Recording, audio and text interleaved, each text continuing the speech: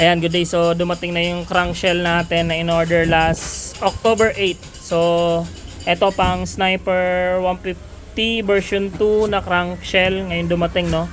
So ngayon ay November 18. So almost 1 month yung tinagal niya. Pero naglabas kasi ng bagong memo si Yamaha na almost 3 months down na sana ngayon, pero ito medyo mabilis na natin nakuha, no. So ayan, unboxing tayo. Ayan yung laman niya. So tanggalin ko lang yung plastic. So ito guys, so binaklas natin nila, tiningnan natin yung laman. So ito yung laman ng crankshell. So ayan. Ayan. Yung pang sniper natin na version 2. So ito rin yung isa. So ito yung serial number, no.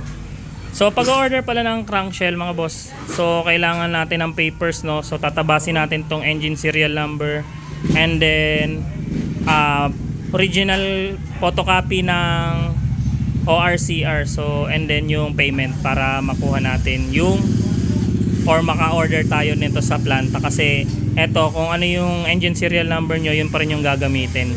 So yan, almost 1 month na nakatenga sa amin yung motor dito ni boss. So ngayon bubuuhin natin, no. So dumating na yung crankshell niya. Yan, pa gusto mo order mga ganito mga boss, PM lang. Tapos kailangan natin dito tabas engine serial number,